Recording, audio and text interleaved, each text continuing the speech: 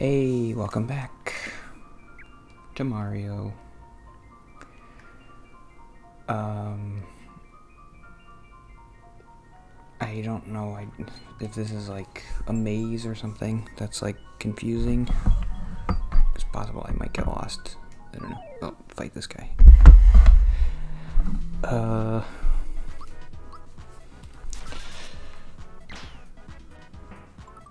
So I'm gonna try to talk about, well, I finished that Solve for Happy book. It's probably not a great idea to get into the more thinky notes that I have for the first day of the week, because it usually takes at least a day or two to get comfortable talking again and doing this. But I thought, I was just listening to the book 20 minutes ago. It's fresh in my head, so maybe I'll start with that.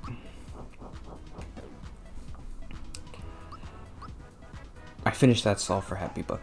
I didn't finish it, but I'm done with it. I was like 2 hours left, but I get the gist of it. And the stupid Forrest Gump analogy kind of was like a pet peeve. So I'm like, I'm done.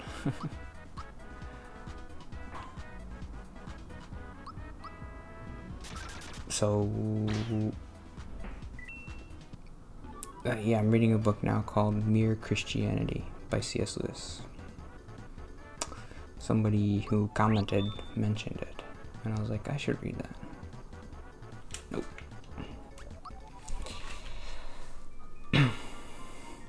I had mentioned, I think, that I wanted to read, okay, I think you have to like just get all these things. Okay. Martin Luther stuff, like, I don't know, there's something about a Christian who is smart and like scientific, I guess, is nice to me, because I don't know. I mean, I guess the places I look, those kind of people are hard to find, but I don't know, where do I look? Like the internet? It's hard to find any smart people on the internet, so it's not a good place to look. But so far, I like the way, I just like the way he presents his ideas. And oh, did I get a star? It actually reminded me, so I've only read the preface and the first chapter, I think. It's not a very long book.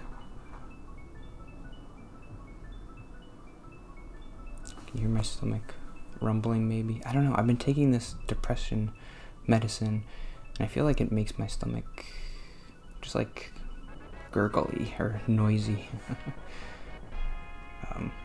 So I don't know, we'll see if it's annoying on the microphone.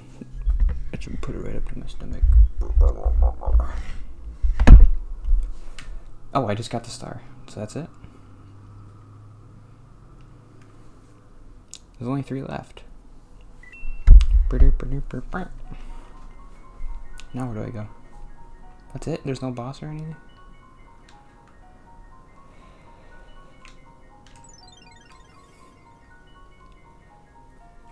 Blech. The preface of the Mere Christianity book reminded me, I don't know if all prefaces are like this, or all good prefaces, but it reminded me of the Federalist Papers when I read that. Like Hamilton saying, I'm just going to present my argument, and this is what I believe, and I don't want to be like a demagogue. I don't want to be emotional or whatever. Like, this is, I want it to be a good debate. Like, actually just talk and try to present your points. I don't know. It sounds wrong for me to say like, well, I don't want to be emotional, because like, if you're a human, you can make emotional appeals. I don't think there's anything wrong with that. Like, if something hurts people's emotions, it's a valid thing. But it is nice to just be like, well, let's just kind of focus on the rhetoric or the debate of it all. And that's kind of what C.S. Lewis does in his preface. He's like, this is my experience from, and I'm not going to talk about anything that I don't know, like birth control. He's like, I don't know anything about birth control, so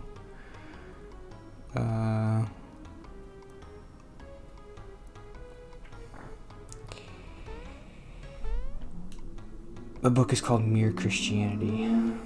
So I guess it's about, he's trying to be a little bit more, he's saying like, I want to be more general, I think. Like, I don't want to get into the theology of it or the denominations of this specific thing, which is good.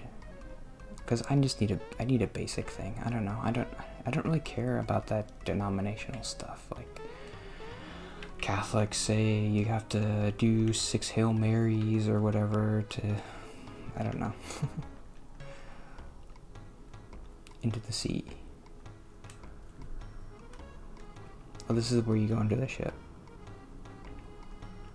I don't know how to get there, but I know you're...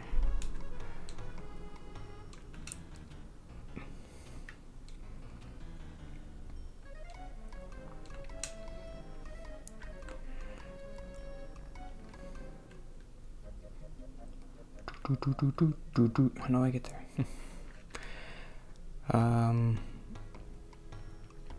So mere Christianity, yeah, I guess that's what the idea is, like mere Christianity, just the general idea of it.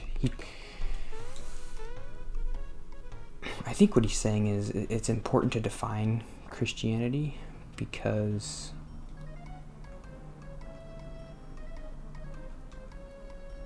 maybe I should be reading this.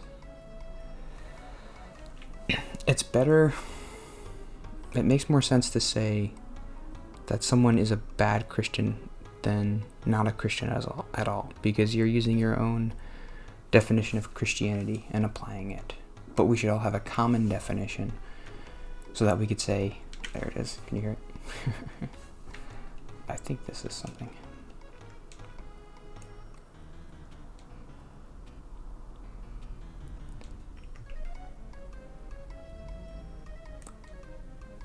Does he tell me how to get into the... No, probably not. Oh. I can't do this anyway.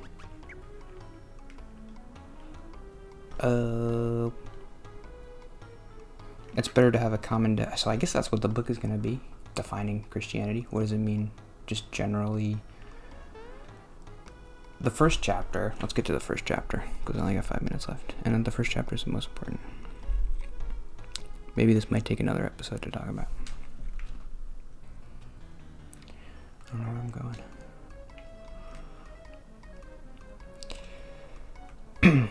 He lays a premise of humans have a separate natural law, which is like a moral law, which is different than a natural law, which is like gravity. So a moral law is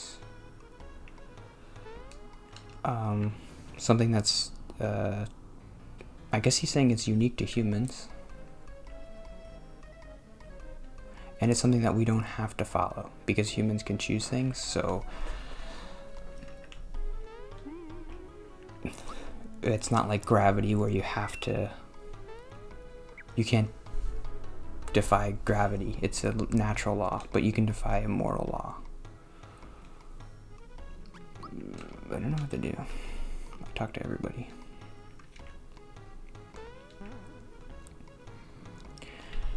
And he's like, well, this moral law, it's not an instinct, because he made an interesting distinction between... So if you hear somebody is like, I don't know, they got hit by the car and they're like yelling, help me. Even if you don't want to help that person, you feel like you should. Oh, here we go. This is something, right?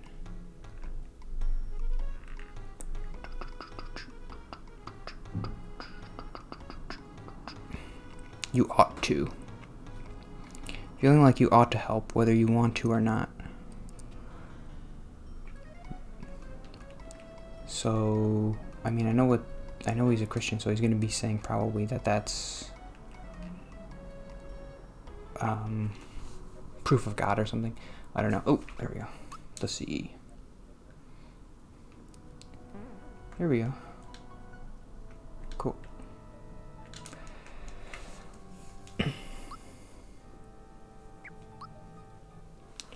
I want to be smart. Come on. I feel like I wrote some smart stuff down here.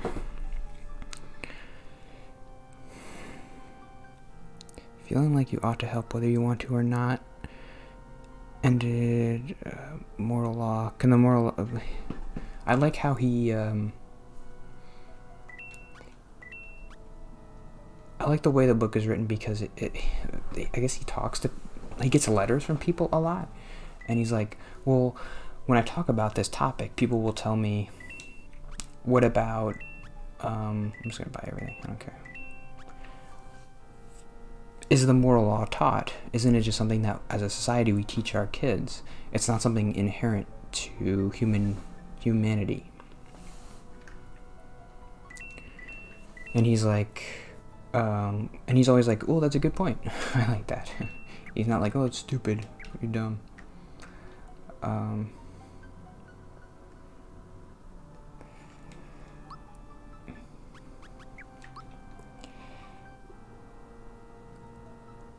So I don't know.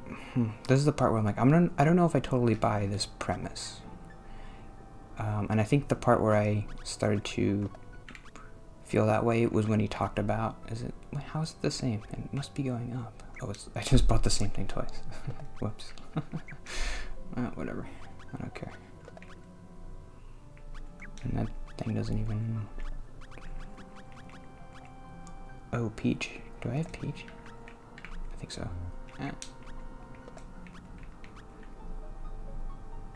Attack down, defense up. I don't know. I bought it. I might as well use it. I got so much junk here. I should just sell it. I don't know what I'm doing. Okay, I'm gonna sell it.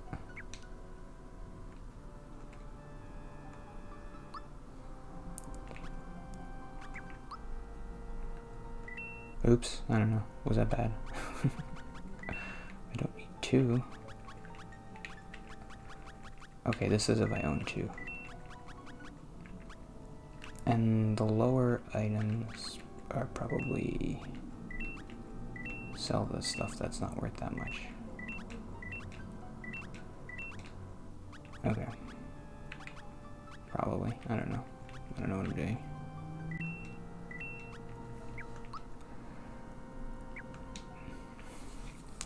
Okay, I'm just gonna stop and talk about the book now, because I made enough progress, didn't I? I found the sea. I got the star today.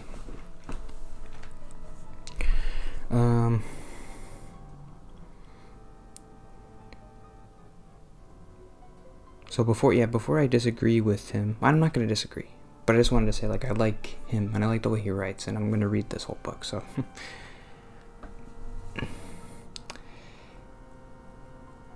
I mean, I haven't read the whole book, so it's hard for me to disagree with anything yet, because he's probably going to be like, oh, someone wrote about this thing, and he's going to answer my exact question, but... is the moral law taught? He's starting it, when I ended reading, he was starting to get into the idea that the moral law isn't taught from parents and teachers and society. It's just something that's inherent, and he's like, there's different cultures and everything, but there's this decency that is inherent, kind of, like a code built into us. I think that's what he's trying to say, that we kind of understand what's good and what's bad.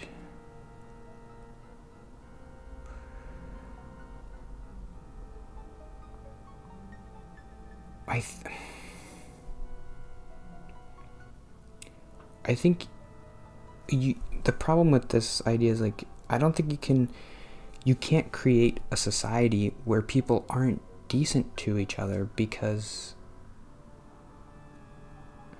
it would collapse. You wouldn't be able to get anything done. And there's this kind of like a, is mimetic the right word? I don't know, like a societal evolution where that prefers societies that help each other because they're more productive, they get more stuff done than the people who are like fighting each other constantly. Those societies can't survive, so they haven't. So today we don't have any societies like that, because if we did, they would just be, they would either all kill each other, or we would just kind of absorb them into our society, and they'd be like, oh, they're getting so much stuff done working together. I think you could, I think there's evidence of this. I don't know. You could teach, you can, I don't know if this is true, but I feel like it's true. You can create a mini society where you teach your kids that killing is right, like hurting other people is okay. I don't know if those kids would feel the natural law or the moral law bumping up against that whenever they killed somebody. Would they feel like, oh, this is wrong? Or would they be like, this is my whole life, everybody's told me this is the right thing, so they wouldn't feel wrong about doing it? I don't know.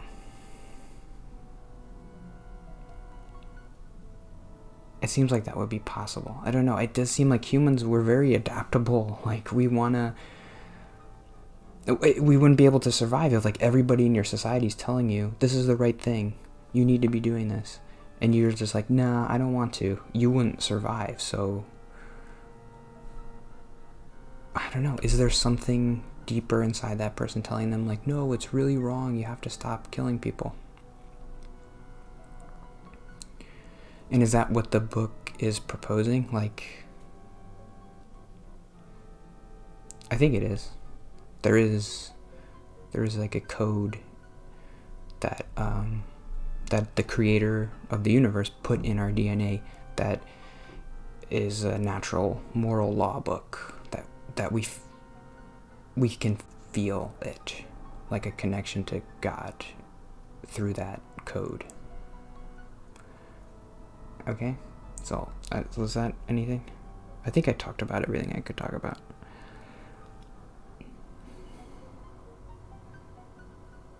Well, this is just kind of a side point, but like humans, I do agree, like humans, they all want to be good. And you hear people, when they do something bad, either they'll accept it, or they'll say, or they'll make excuses like, no, what I did actually wasn't bad, because they don't want to be bad. That's something that I agree with, that he brought up. It went dark because I'm talking too much. The moral, or people want to be moral, but I think you might be able to if you brought somebody up from when they were young and taught them a different morality, I don't know if they would, if that morality was totally different from the moral code that C.S. Lewis is talking about, would you eventually bump up against it and be like, it's not congruent here? And would that person ever feel that? I don't know. I don't know. But we're thinking, right? We're using our brains. I like C.S. Lewis. I like the way he talks. Okay, see you tomorrow.